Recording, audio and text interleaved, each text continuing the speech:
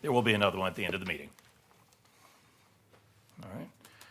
Seeing none, we're going to move to the approval of the agenda. Let's see, I have a note. I would ask the board if we could please install under new business, item F, and that would be a review of the job description and process for seeking a new executive director under, and let's put that under item, let's do it 7EFG.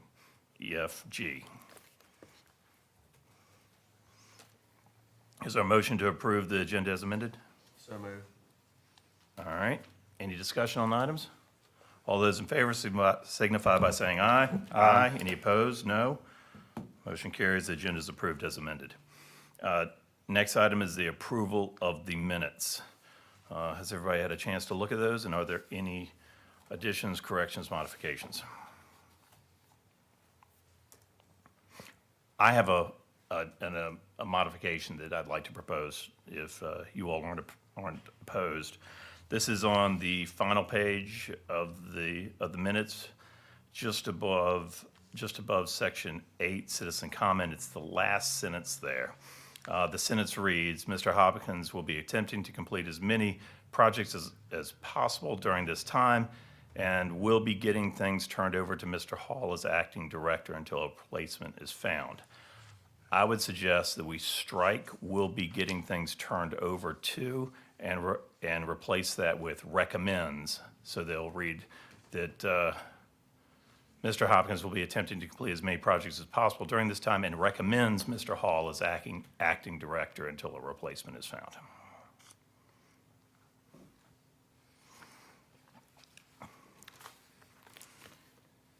Is there any discussion on that item, or anybody want to make a motion to approve the minutes as amended? I'll make a motion to approve the minutes as amended.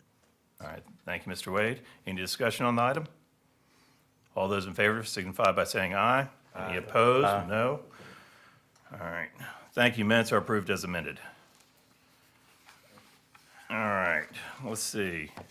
So next item is the monthly financial report, and so, Mr. Hall, you're going to be helping lead us through this today? Yes, Mr. Hopkins was asking me if I would actually do the financial report today. All right, I might cut you short here, and I'm going to ask the board's permission, but we do have a number of items under new business, so I was going to ask the board's permission if we could dispense with the monthly financial report and the old business section, as those are written reports in our agenda package. They'll still be part of the minutes meeting and part of the minutes going forward. Of course, if you have any questions on any of those, we can entertain them now. Is there any objection to moving forward on the agenda? Before you vote, if I could just make a comment. I've got a lot, things are very, very hectic right now. I've got a lot of new stuff in the executive director's report that I think you all need to hear in old business. Other than what's written? Other than what's written. It's just come up in the last 2 days. Okay, thank you for that. All right, so we'll hear the executive director's report. Otherwise, we'll skip directly to that. Any opposition to that? All right, seeing none by consensus, we'll move forward. I do want to make a comment. Mr. Hall, thank you for providing or I'm not sure if it was Mr. Hopkins or Mr. Hall, the 5-year projections and flows. I've got some questions about that I'll ask later. So let's move to we are now item number 6, A, the executive director's report. Okay, thank you. Of course, you all have the report, but like I said, there's a bunch of things that have happened in just the last few days. Under number 1, the James River Bank Stabilization Project, I got just today an email from EPA, and apparently, I guess they are the ones that are going to be administering the $2 million that we got in congressional directed spending.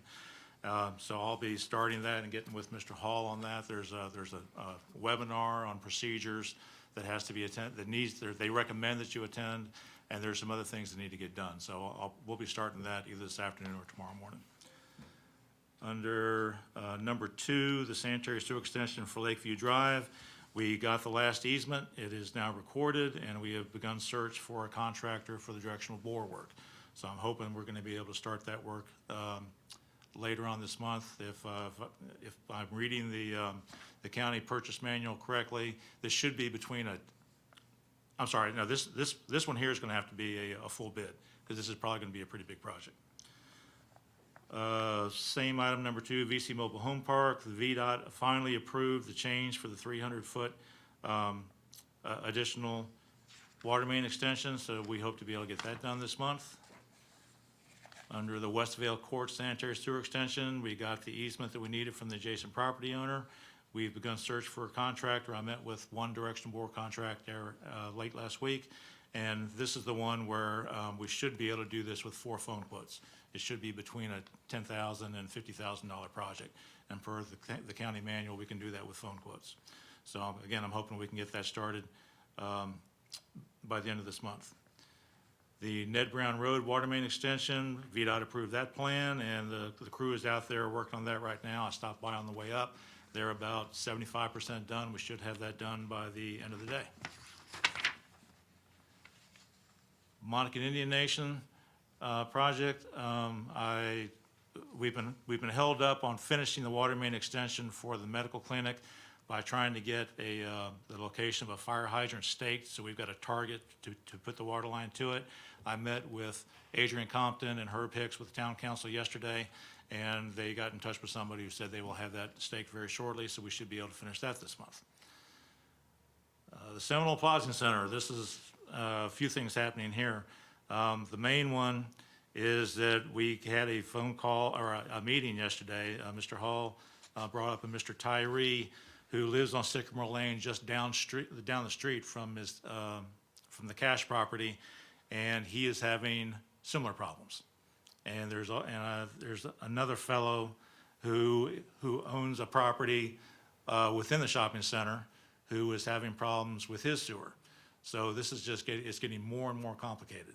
And what I did is I forwarded Mr. Tyree's information and Mr. Sue's information to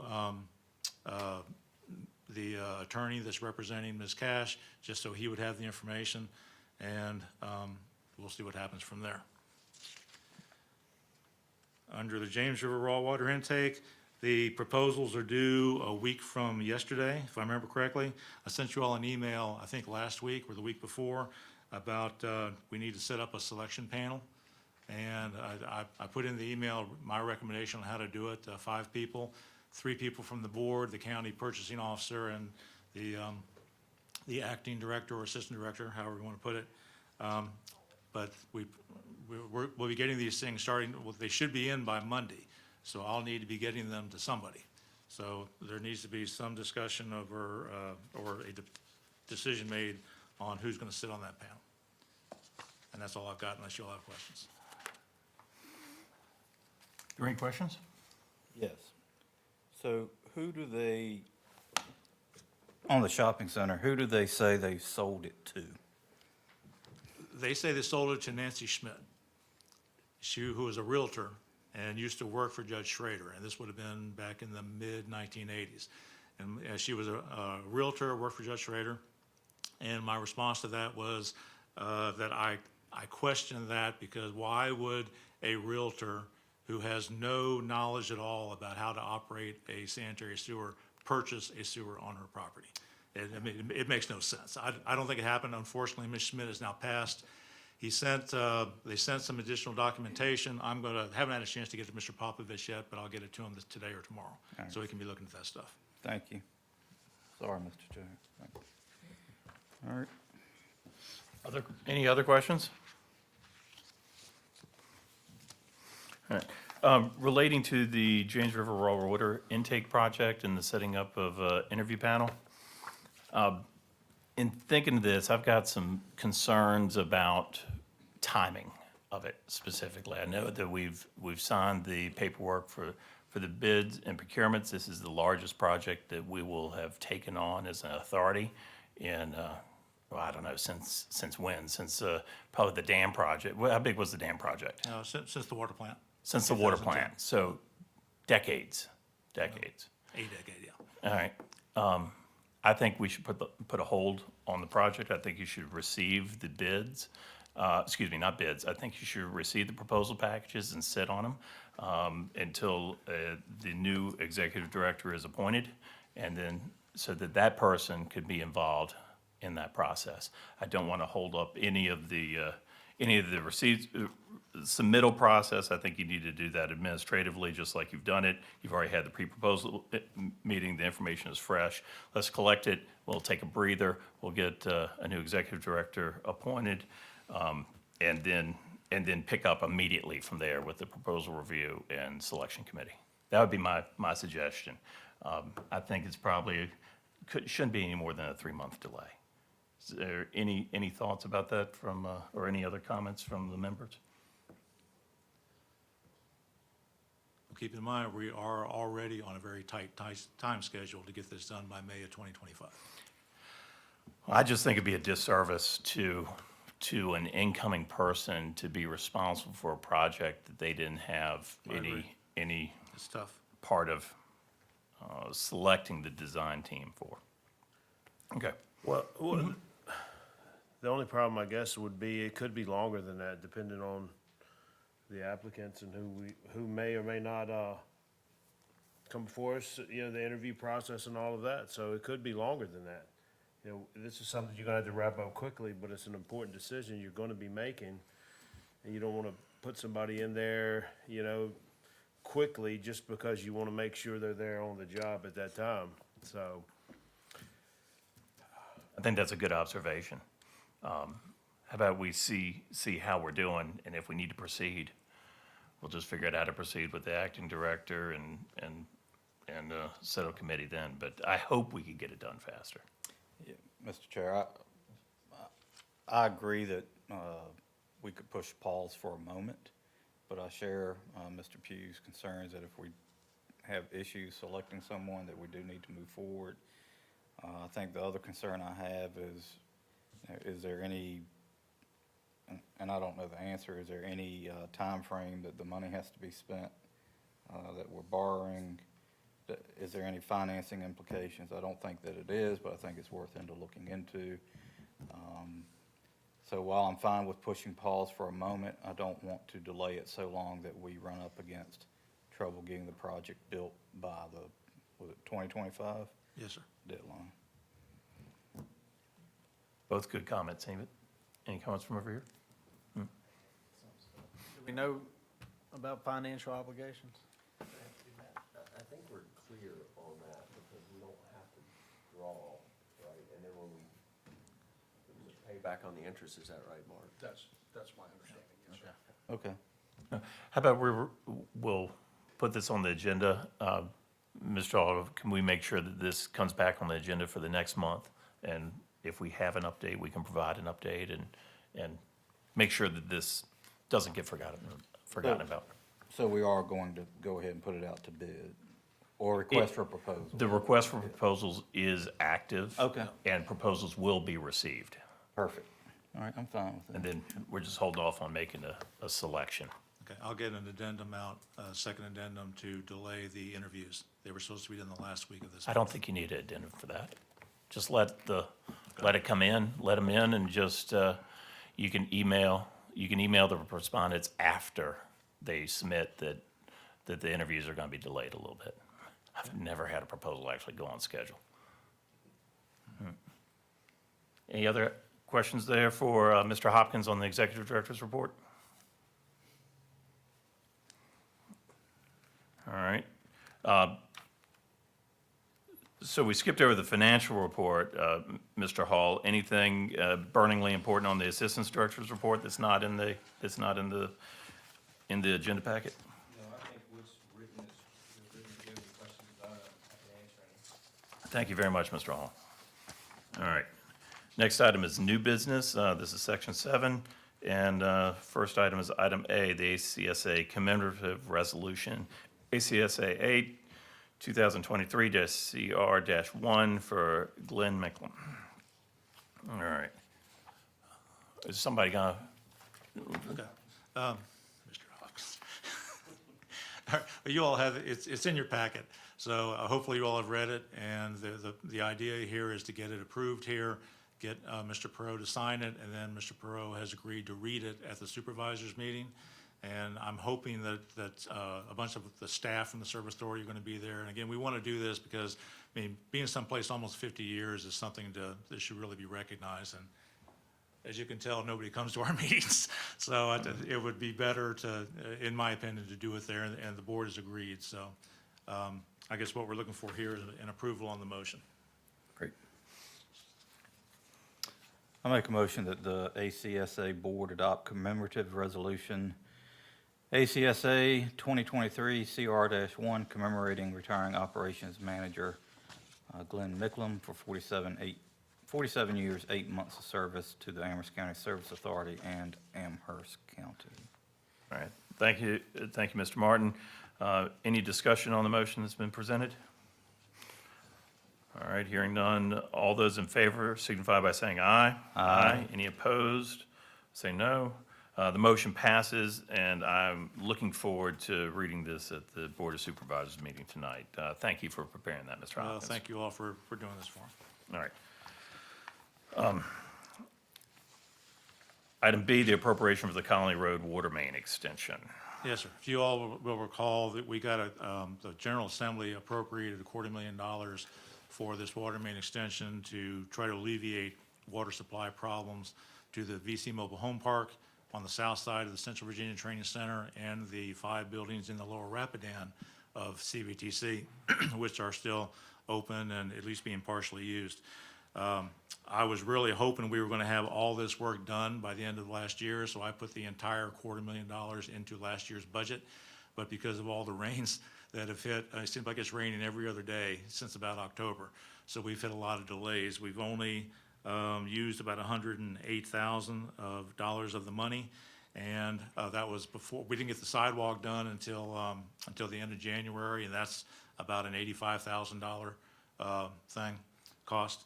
But what happened with, when the budget year ended, the money that we hadn't spent in the budget for this went back into financial reserves. And now I've got to pay additional bills this year to finish out the project, and I need to get money put into the budget so we don't have shortfalls. The money that's remaining in the budget or that's in reserves now and remaining in the $250,000 from the state is $141,789, and I'm asking for an appropriation into the first 6-month budget of 2023. So this is effectively a carryover of existing appropriation into the next fiscal year. Yes.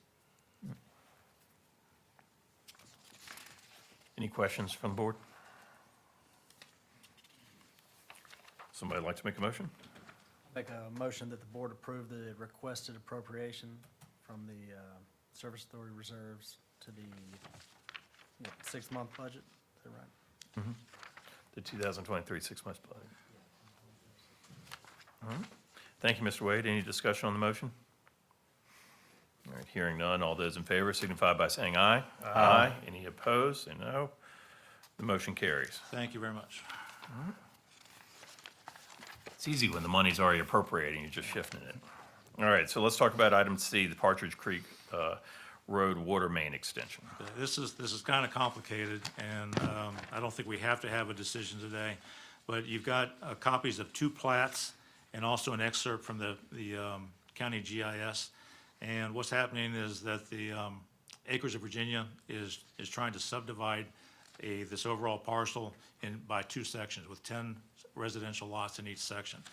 And the question is does he have to extend water lines to it? And we have a water line right along the site frontage. So for section 1, the first 10 lots, he would have to serve those 10 lots with public water. The question is, does he need to extend it for section 2? The section 2, I'm sorry. The first lots 1 through 6 in section 1 are also within the priority service area, and they're within the 1,000 feet. I think lot 10, maybe lot 9 are more than 1,000 feet away, so he may not have to extend water to them. But the question is, do we want him? We've suggested that he extend water to them to serve both sections. Mr. Creasy is here to maybe give a little bit more clarification on the plat review and zoning aspects of it. But he's held off. We've held off on talking to Acres. And what we're looking for is, what I typically propose in a situation like this is we go back to the developer and tell them that in a situation like this, if you will put up the materials and any easements we need and do the design, then the service authority will put in the water main with our crew and our equipment. And that seems to be an equitable way of helping the developer get these projects done. And what we're asking for is, what I'm asking for is if that's something the board would consider for this project before we go back and talk to Acres of Virginia. And there's a couple complicating things. If you look at the excerpt from the county GIS, you can see the designated growth area boundary goes right through section 2. And I've talked with Mr. Creasy, and we're proposing a change to that where we would run it in that lighter blue line, the heavy lighter blue line, just a slight revision so the entire parcel is within the designated growth area. And there's also a colonial gas pipeline that crosses lot 5 of section 1, which, typically a lot of these major utility companies have a lot of heartburn and a lot of restrictions about crossing their, even entering into their easements. So we would have to talk to them about that also. But right now, I'm just looking for a general idea if the board would look favorably on the service authority with our crew and equipment extending the water main to serve these 20 lots. It could be 20 new connections for the service authority if we got Acres of Virginia and his client to pay for the materials and give us the easements. Let me ask a general framing question first. Could we talk about the designated growth boundary, what it means for us, what it means for the county, and what the procedures are for changing it? Okay, well, basically, it's just, it's a means of control, not controlling growth, but planning growth for the county. The idea is that the boundary, within the boundary, everything is pretty much open. Anybody in there can extend water, can get water mains extended to them for development. And there's a separate growth area for sewer, and it's the same thing. But we're not supposed to be extending public water mains outside the limits of the designated growth area. The idea being trying to maintain a certain level of rural nature to the county and trying to keep certain things natural and undeveloped. And Mr. Creasy can probably explain that a lot better than I can. Come on, explain this. Yeah, I sat through the meeting when we looked at this, and the first part of the property would be in the designated growth area, therefore, that's why the water was gonna be used, the public water is gonna be used in that section. The other half is zoned A1, and it has, I believe, larger lot sizes on it as well. I mean, these aren't 1 acre lots, these are 4 acre lots, 5 acre lots, some are bigger than, so you could justify putting a well on them. It isn't like you were in a need because the development is so dense that you have to have water on these properties. Also, the expense to extend those water lines was probably detrimental to the developer of the property, so that's why it has come to us like this. Whether or not we extend it or don't extend it, I mean, that's another question, but that's basically what my understanding from sitting through the meetings were. Well, another issue that I was looking at, another aspect of it, is that there are some larger lots north of this parcel that may want to, we may want to go ahead and get water to them also to get more connections. Yes, sir. Mr. Creasy, question, Mr. Creasy?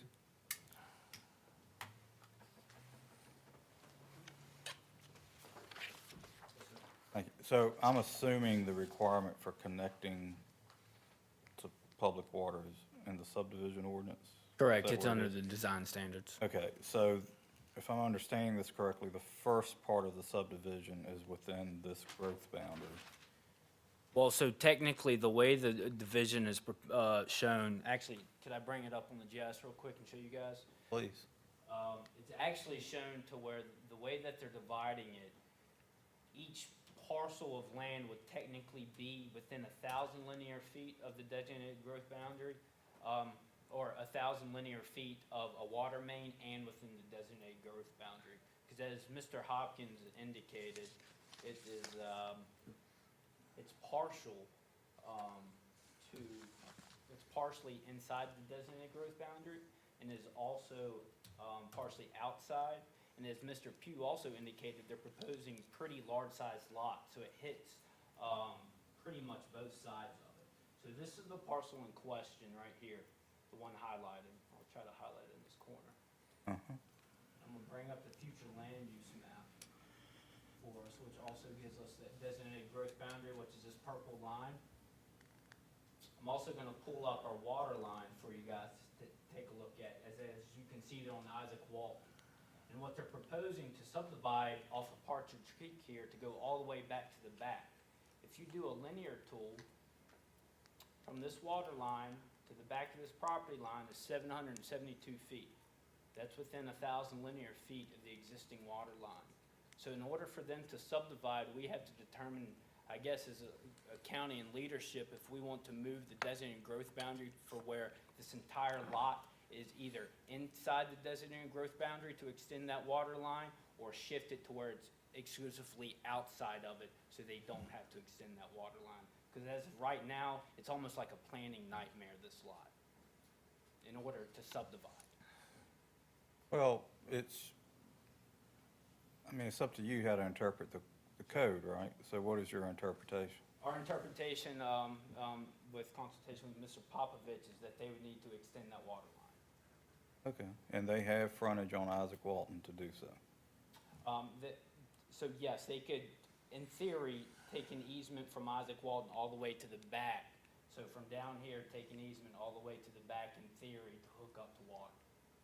So on the west side of the purple line is required to be in it. On the east side of the purple line, water's not required. Okay. This would And- be a change in the comprehensive, sorry, Tom, go, Mr. Martin. And you're saying, Mr. Hopkins, because there seems to be some confusion, the service authority should assist in some way to get the line extended. Well, if you look at the plat for section 1, they're going to have to extend it at least for lots 6, 7, and 8. Those 3 lots are within 1,000 feet of the water main. But there's no way to get a water line. I mean, so they're gonna have to extend water line to get water to those lots. How is the code worded? Is it that the existing lot is within 1,000 feet or the new lot? I've got it right here, Tyler. There you go. Last paragraph. Whenever any portion of a parcel or tract proposed to be subdivided is located within 1,000 linear feet of an existing centralized public water system and within the designated growth area for public water as shown on the map of the designated water and service growth area, the service shall be extended to all lots within the subdivision by the subdivider or developer. Whenever a parcel or tract proposed to be subdivided is located entirely outside of the designated growth area boundary for public water, the service shall not be extended to any lots within the subdivision. And that's when talking with Mr. Popovich, that wording right there kind of halts us with how they're proposing those lots. So I'm not going to interpret the ordinance for you. It sounds like to me that they'd be required to connect to water. So I'm not sure why we would participate, but that's just me. I'm sorry, Mr. Wood, I interrupted you. No, I was interrupting you. But, so would this, to move that growth line, would that be a change in the comprehensive plan? That would be two public hearing with planning commission, then with the board. So you, Mr. Hopkins, you indicated that acquiring the easements, but having the utility easements on the plat during the subdivision, I mean, we're gonna require that as a part of the platting process, right? Right, so we don't have to acquire easements, the easements are gonna be provided to I'm us. sorry, I didn't mean Is that- acquire. They would give us the easements, is what I meant. Correct, Yeah. right. You know, it looks like it's required to me. I think that we would assume some liability by doing the construction, especially in light of dealing with the gas line. Not sure why we'd want to take on that exposure on behalf of the developer. But that's my thoughts initially. So I'm hesitant to move or to suggest that we move the designated growth boundary. It was put there for a reason, and I'm sure the Board of Supervisors had a good understanding of why they wanted it there. And I don't think we should move it on a project-specific basis. Yeah, well, yeah, we don't have the authority to move it, you're correct. And I think the point you brought up about the liability for crossing the gas line is a good one. I just finished a project in North Carolina that had a significant gas line easement, and the requirements were stringent, including, potholing to determine exactly where it was, being escorted by the gas company, and then you're talking about a jack and bore installation underneath it. That certainly shouldn't be the obligation of the authority. I think it's a nice thing to do to offer assistance, but most developers don't have that privilege to have somebody that's willing to provide labor and materials for them. I'm sure our crews have other things that they should probably be, or could be spending time on that would benefit the authority. Fair enough. So any other thoughts or suggestions on this? I'm hearing general consensus that we would not be in favor of moving the boundary and that we should not be participating in this construction project. Is that correct? A nod of heads is fine. Okay, Follow the ordinance. yeah, Please. absolutely, absolutely. All right, so no action on this item. Mr. Hopkins, and direction is that the board is not inclined to participate. Thank you. Thank you, Mr. Creasy. I didn't say that, but I appreciate you. All right, and just for clarification, because I didn't know, I'm not, and Mr. Woods and I are not part of the larger county organization. You are the you're the code enforcement officer, what is your position, Mr. Creasy? Planner, thank you. Okay, moving to the next item. The next item is item D, the Masson Heights Town Center Water Main Extension. Okay. This is a similar matter. You will recall from several months ago, Sam Patel and Trent Warner from Hurt and Profit came in to discuss water issues for the Madison Heights Town Center project. You'll recall that the site is at a high point along Business Route 29. We've only got an 8-inch water line there. And Mr. Patel and Mr. Warner were saying that, of course, phase one of the project, which is right along 29, has got 2 apartment buildings in it. And they were saying that to get water to the top of these, to the top floors of the apartment buildings, they were going to need very costly booster pumps. And so I've been working with Hurt and Profit and Mr. Patel for the last several months on modeling the water system for some kind of an extension to tie into another ACSA water main that would give us a loop system and help the situation. And Hurt and Profit, if you look at the exhibit, the agenda item exhibit, has come up with 2 different solutions that to get a water line tied into our water line up on Daniels Drive. So it started Route 29 and go through the parcel and tie into the water main at Daniels Drive. Option 2 is the one that Hurt and Profit is mainly pushing, for the main reason that option 1 is, the idea with option 1 is to put it along the roads that are planned for future phases of the development. And the concern there is that if that planning changes and the water line is already in place for phase 1, that then the developers may have to come back and move the water line to a different location. It'd be easier just to use option 2, which is way over by the property line, and there should never really be an issue.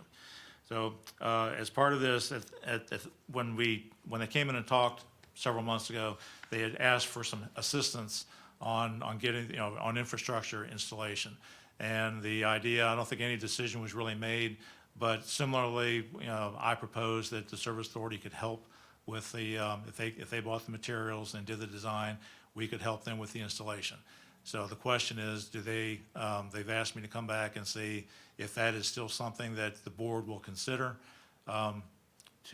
which would be running the water line all the way over Daniels Drive per one of these options.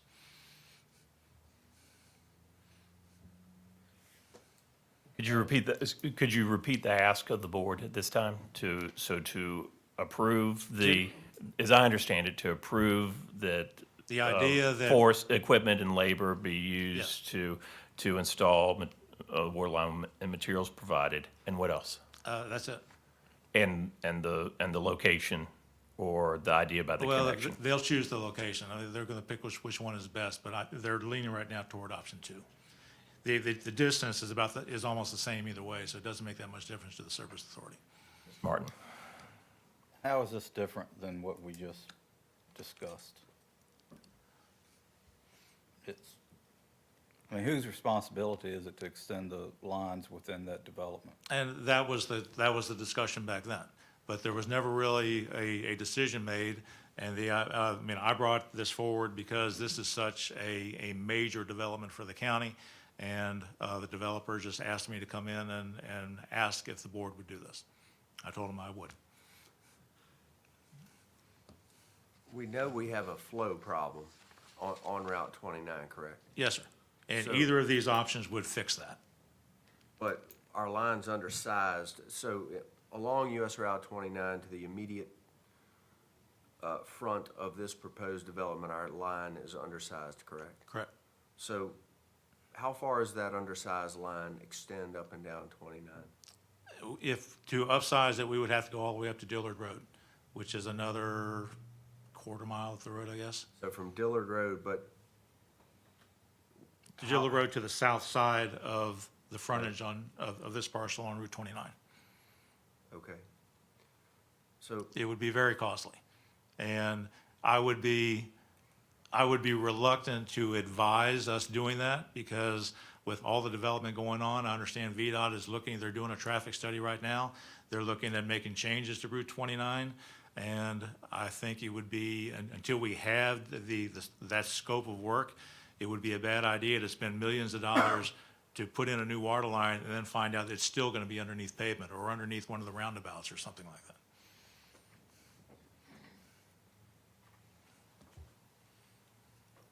I think my concern is to ensure not a future development, but to ensure that we have proper flow down 29 for the citizens, all the citizens, and flow that the developer can tap onto along Route 29.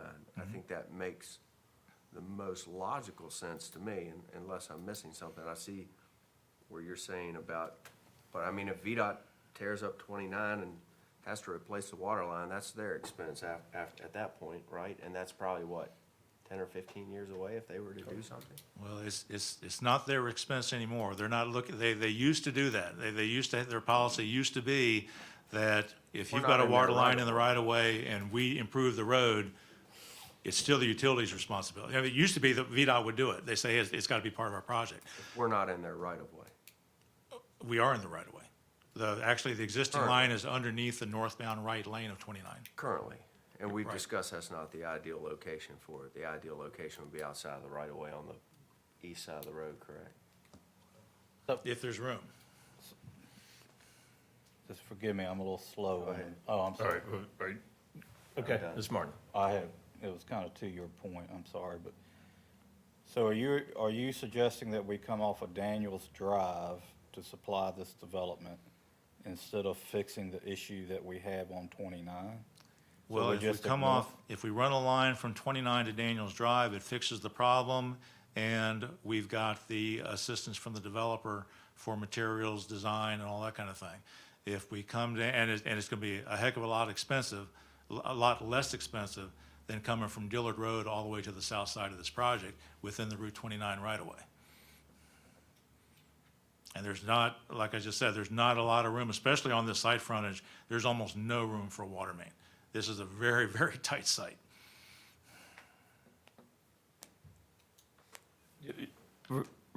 Repeat that, please. On this project, there's no room for water main? There's Or on along Route 29? along Route 29 for the frontage there. I mean, they're building right up to the right-of-way line. Ms. Martin, you finished? No rush. For now, yes, thank All right, speak up if you want to say something, please. So my observations, I've got concerns about the option, the location. In looking at option two, there's a significant amount of grade change there. And you hold, as you know, you hold the water line about 3.5 feet below the surface. That way you know where it is when you're trying to relocate it. It's easy to tie connections into and so forth. I'm not sure if you'd be putting this on proposed grade or existing grade. Well, when I talked with Hurd and Profit, that's one of the conditions I put to it. It would have to be part of a rough grading plan where they got everything to final grade before we put the water line in. For the same reason as with option one, we don't want to put it in at the existing grade, and then it's got to be moved later on when they come in and final grade for a future phase of the development. Right. That's good. And then, in my experience, you find the majority of your breaks at bends Sure. in the water lines. And this has a large number of bends, and we're only seeing the horizontal bends. We're not seeing the vertical bends. There's a significant amount of grade change from my interpretation of being the proposed grade lines. It looks like a lot of grade changes vertically as well as horizontally. And the fact that it goes cross-country means that it's a maintenance problem long-term as far as overgrowth, trees, roots, and so forth. And if there's a problem, it's going to be a maintenance problem for the authority going forward in the future. I understand, and then a red flag kind of goes up that that the developer's not willing to commit to the street location. You're exactly right. It would go in after rough grading. But a developer that's not willing to commit to a street location sounds to me as a developer that's going to build apartments and then move on and try to sell the rest of the lots. And try to sell the rest of the development as is after they've done the apartment building. It would be under a street or under a sidewalk and protected, easy to access, available to be tapped into on both sides if it's in the street, so it could be served and used and still connect through for the pressure. I agree with Mr. Woods wholeheartedly about the concern of available water, capacity of water in that area. I think that's a significant concern. It's one of the reasons I'd like to see a long-term master plan, understanding where the growth the growth areas of Madison Heights are and how best to supply water to meet that growth. I'm worried we're behind the curve right now in it. But are we providing water at the required pressure at Route 29? Yes. For a normal, VDH required pressure? right. Actually better. I think if I remember correctly, the health department requires 20 PSI. I think we were like 29 or 30 at this, which is fine for a ground level building, but the apartments, that you can't get it up there. But you have to supply that pressure at the meter. I think it's 20 PSI at the meter. Right. And we're doing that. I don't want to open this can of worms, but are you providing it enough for fire flows? Yes. Because I know I fought some fires off of the hydrants in that area, and they're horrible. My understanding from the information I got from Hurd and Profit from their modeling is that the fire flow is adequate. It's not superlative, but it's adequate. Well, I was cavitating pumps, but any hoses. To me, Mr. Perro, Mr. Chair, I'm not going to get into the design. I understand what you're saying about option two, and I agree with you wholeheartedly, but to me, this is the same thing that we were discussing on the previous item, and I wouldn't support it. Thank you. To the fire flow, you're exactly right about your concerns there, as is Mr. Woods. It's not a VDH requirement. It's I'm not sure actually where the reg is about that, but it's certainly a good rule of thumb. I think it's fire. I think it's the fire code and what they are suggesting and recommending that is provided. And it's a real concern of mine. For future development, if Amherst County wants to develop the 29 corridor, it's our responsibility to make sure that we've got adequate capacity in the supply lines there. I would love to see a Dillard Drive extension be planned and, just take a lane and put it under one of the 4 lanes of 29. I think it's the path of least resistance. I agree with Mr. Barton about not participating in this. Any other thoughts? I do think that we need to figure out a solution to this problem. Because the rest of the property to the south of this proposed development is under contract. So everything from Seminole Plaza all the way through is gonna require more water. So we have to figure out a solution, how we're gonna service all of that. And what's the best solution for everything? Well, I think that if it involved fixing the line in 29, that's a different discussion. Yes, About and that's a office discussion I space. think we need to And have that's- on our radar. Yeah, that's a discussion I'm willing to have. Absolutely. Yeah, if we want to look at improving that line to fix water supply, fire flow issues, the whole thing, yeah, let's talk about it. Absolutely. Objection to that, Mr. No, Barton? no, No. I mean, if you have an idea what that's gonna entail, I'd say voice it now, so. All right, well, Mr. Hall, on the next meeting agenda, please allow a line item to discuss the potential extension of water line along 29. If you want to bring your term contract consultant to talk about how that could work and concerns and options, that would be just fine. I don't think you're being directed to do a study necessarily, but just what we know and provide this board information so that we could provide better guidance. But I think we're all hearing loud and clear how important it is to this board to support economic development and growth. Yes. And when I say that, I mean it collectively support economic development and growth, and not to, let's say, individual entities, but do it for the whole community. Okay. Any other comments on this item? All right, lost my place on the agenda. We're on E. I think. Next item, E, yes, sir, thank you. ACSA Resolution 2023A4R, converting financial options from a calendar year to a fiscal year. Okay, last year, you, the board, had decided that we should convert our financial operations from a historical calendar year to a fiscal year basis, and time is of the essence, so we're asking you to adopt and execute a resolution for us to move forward to become effective on July 1, 2023. All right, board, is anybody that'd like to, has any questions on this, would like to make a motion?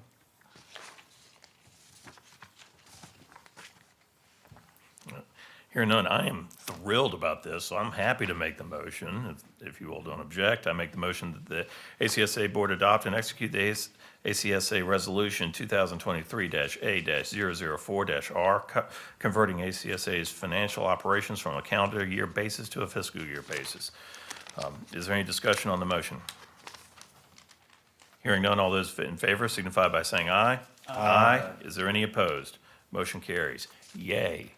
All right, so that's better alignment with the county. I think that's going to work really well. Congratulations, Mr. Hopkins. That was one of the tasks that we had asked you to complete. Thank you for getting it done. All right, next item is item G, as we added to the agenda, is a discussion of the new executive director position. I've asked Ms. Linda Felix to just join us if we have any questions specifically as to how this could go about. I've shared with you, and Mr. Hopkins, thank you for providing the job description that you had, as well as other information. And I have solicited, or had solicited, well, first, let me talk about this with the board. My thoughts were, in order to expedite the process, to have the vice chair and myself review all the applicants, all the potential applicants to this position, and narrow it down to a pool, and then recommend to the board in closed session the pool for interviews or further discussion, and of course, provide the board at that time access to all the other applicants as well. And then the board could either choose to go forward with a full panel interview or a smaller appointed group. And I would like to hear you all's feedback. We could decide the panel size at a later time, but I'd like to see concurrence on the methodology that I'm proposing, that Mr. Woods and I handle the process. We're the top of the funnel until we get to to the interview pool and then discuss with the board. I'm open to any suggestions, and of course, if you'd like to be, you can be involved in the entire process. I'd say I'm fine with that approach that you just outlined. I don't have any objections to that. I mean, we'll get to see all applicants, and you're just essentially recommending a short list. Yes, that's my intent, but I'll Okay. follow the direction of the board too. Well, I'm thinking, I didn't know if,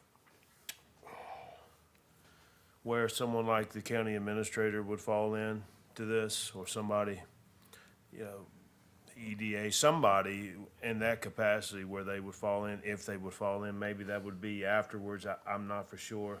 I think, I mean, I'm fine with that, we'd still get to see, all of Everybody. the applicants. Yeah, I think they're just talking Sorry. about managing the process up to the point where we actually select to the interview, and then we can discuss at a later date who will be on the panel, which I do see merit of having the county administrator or the EDA, because they need to work so closely together on Yeah. that. That makes The- sense. This is just facilitating getting the process started. Yeah, I'm fine with that. You okay with that? And if anybody wants to swap out with me, that's fine. No. All right, duties of the vice chair. All right, Yeah, I appreciate it. I shared with you all, the proposed job description. I hope you've had a chance to look at it, and see if the duties matched up. Previously, I understand in talking with Ms. Felix that the board had changed the name of the position to Director of Public Utilities. I personally feel like Executive Director is what we call Mr. Hopkins. He's also the Secretary of the Board, that Executive Director may be a more appealing title for potential candidates, and I'd like to revert it back to Executive Director. So that's one change I made. I reached out to my contacts at the Augusta County Services Authority, Campbell County Utility Services Authority, and others to see their job descriptions and to get an understanding of what they've done. And then I modeled the job description that I thought was fit adequately to suit that. I've intentionally left out structure because I think it's important for this person to be able to build their own structure. But if you have any comments to the nature of the description, and then we'll hit compensation next.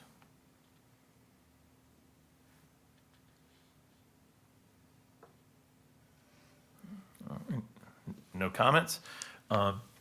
So I looked at Ms. Felix provided a link showing government salaries for executives or council or board appointed positions and executives as required for public information.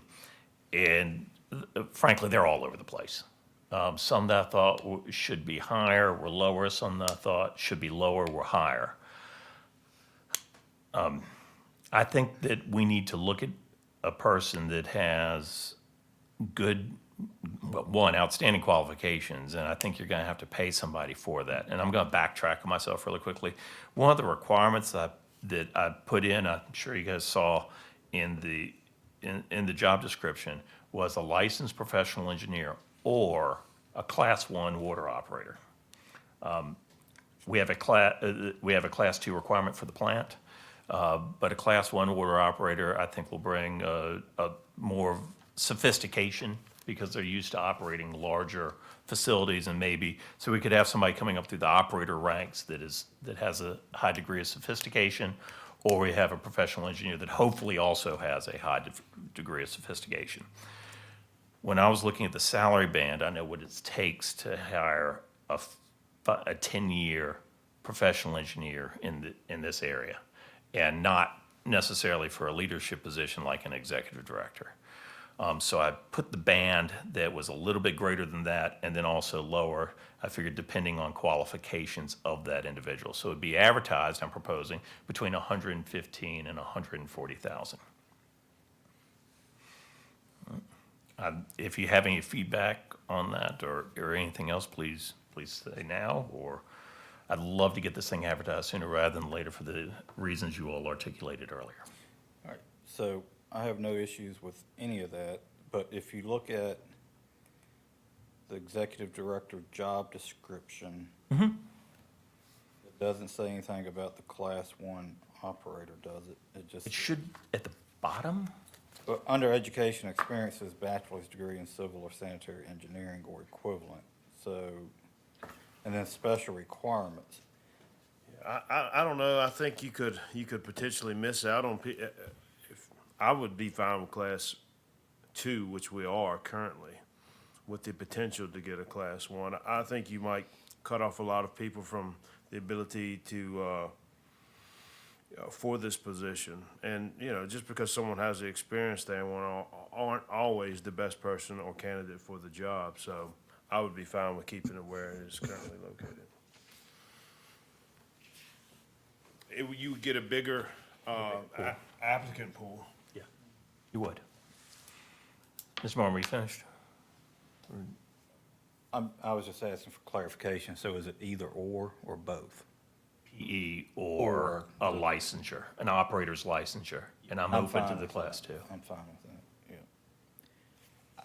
I don't know enough about Class 1 versus Class 2, so I'll leave that to your discretion. Purely size of the plant. Okay. Wade or Ms. Woods? Ms. Felix, did I leave anything out? Is there anything of important that needs to be covered? No, we were gonna use our recruiting system that we use for the county, the new one that we've launched, and it will send us out broadly, for between 8 and 10 different, recruitment, search engines. So, Mr. Pugh, do you want it changed to Class 2? Would that make you more comfortable? Yeah, it would, I Okay. mean, but, All right, can we do that? I think ultimately we're probably looking for a PE versus an operator. Well, potentially, but one of the administrators or executive directors that I admired very much from this area is Frank Davis, who ran Campbell County Utility Service Authority, and he's an operator, and he's a very, very good operator. And Of course, that's a level of expertise that they could bring to the table as well, so I see your point. So, yeah, if we can just do Class 2, as Mr. Pugh That's fine. recommends. All right. Mrs. Felix, would you please make that change and go ahead and post the advertisement?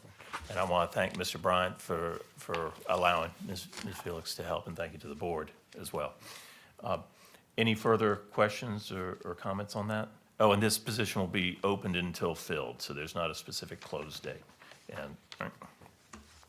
Okay, that concludes that matter, and I skipped over item F, I apologize, miscellaneous matters. You've got the report. There's not much in there. A couple things regarding to staff. Great. All right, thank you. Item number 8, citizen comment period. Do we have any comments? Yes, sir. If you wouldn't mind stating your name and your area of residence, we don't need the specific address unless you want to give it. Could I share a visual aid with you gentlemen? Absolutely. Okay, might help. Take one down and pass it around. Am I on the clock here, sir? Yes, sir. All right, I'm going to try to read this in 3 minutes. I've got a letter written here. I'm going to try to read quick so I get through it. My name is Michael McFadder, and I live on Trent's Landing Road in Amherst County. And I'm here before you folks here on behalf of myself and my neighbors who live in what we believe is one of the prettiest areas of Amherst County. Johns Creek Road and Trent's Landing Road on the James River. As you may already know, the James River Water Intake Project is located at the end of a nearly mile-long private road along which we all live. If you look at that map, you can see where the project's going to take place and where we live. This is not a not in my backyard speech. We already know you are coming to our backyard, and it's happening whether we like it or not. We do, however, respectfully request that you, the Amherst County Service Authority, on behalf of the 7,000-plus households who will ultimately benefit from this project, carefully consider our concerns before you become our permanent neighbor in the next 24 months.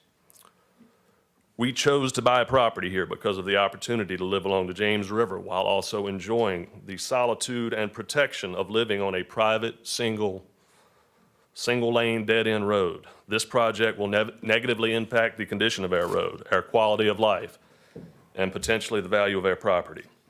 Your schedule calls for 12 months of engineering studies and site visits, followed by a 12-month period of construction. Our private road is going to become a highway for the next 24 months. You don't have to be a traffic engineer to recognize the traffic on our road. Traffic on our road will dramatically increase during this time. This will only be exacerbated by the fact that this project is on a deadline of May 2025.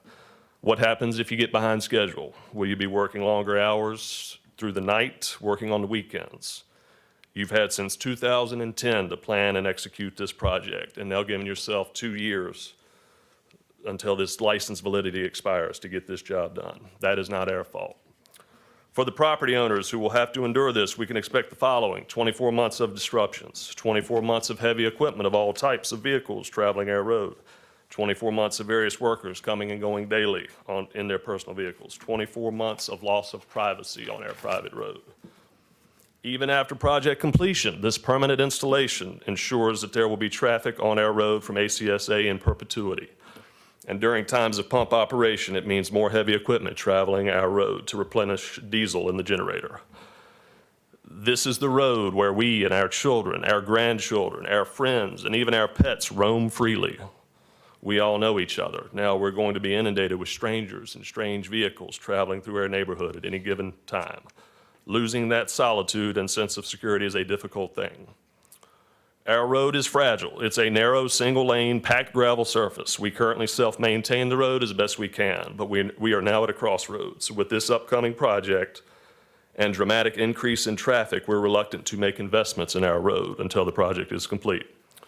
We do appreciate equal share payments that ACSA has made to us in recent years in support of road maintenance. However, the permanency of this project, the criticality of the tertiary water source to the 7,000-plus county households, and the recurring impact on our road and quality of life warrants active collaboration and financial support from the ACSA beyond an equal share. With that in mind, we respectfully request that the ACSA allocate funds towards fortifying our road and ensuring its survival during and after this project. We respectfully request further discussion with the ACSA towards reaching a mutual agreeable plan that will, number one, fortify and preserve our private road. Number two, protect our solitude and quality of life. Number three, provide open communication with property owners pertaining to the project now through completion and post-project completion. We'd also like your feedback on the following concerns pertaining to the project itself. I'm going to email this to you as well. Where will equipment and materials be staged during this project? The water line easement agreement dated August 2002 granted the ACSA a perpetual easement for the James River emergency water supply line. Is it the authority's intention to install a permanent pumping station to provide only an emergency supply of untreated water? And will that usage begin when the Amherst County Board of Supervisors has made a formal declaration of local water supply emergency? And follow-up question to that, what are the criteria that define a water supply emergency? Mr. McFadden, I'm going to interrupt for just a second. Are there any other, because I've extended you to 5 minutes Yeah. because it seemed like you're speaking for a group. Are there any other speakers? If they're not, with the board's consent, I'll let you continue for a Okay, while yeah. longer. Any other Sorry. speakers? All right.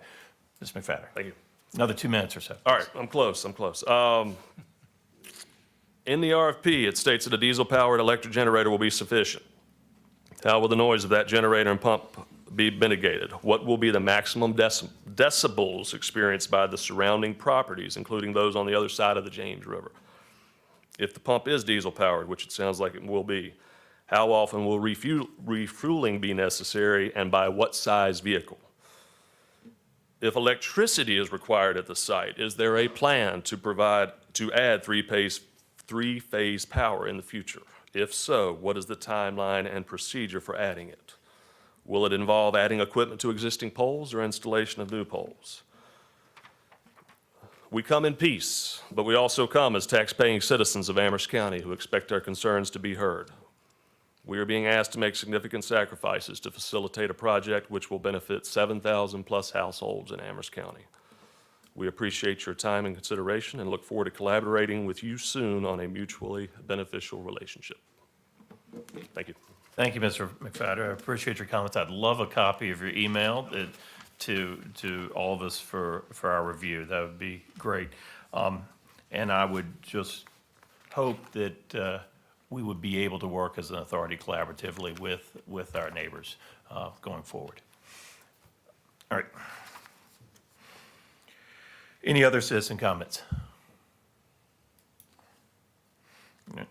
Item number 9, matters from members of the authority board. Mr. Martin? Mr. Pugh? Mr. Wade? One item I want to follow up on. Months ago, we were looking at getting quotes for maintenance on the water towers, and we didn't like the initial price received, and you were going to go back out for requotes. It's been rebid, re-advertised. Okay, I think, Have those come in I don't yet? remember when we're getting the bids in, but it should be later on this month. all right, thank you. Woods? No. All right, I have nothing either. Therefore, this meeting is adjourned. Thank you. Thank you. Good comment.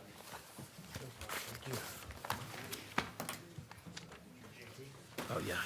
Do you want to use a blue pen or a black pen? What do you prefer? Yeah, let's use a blue. Let's get this up. Oh, that's nice. That writes well. Musical chair?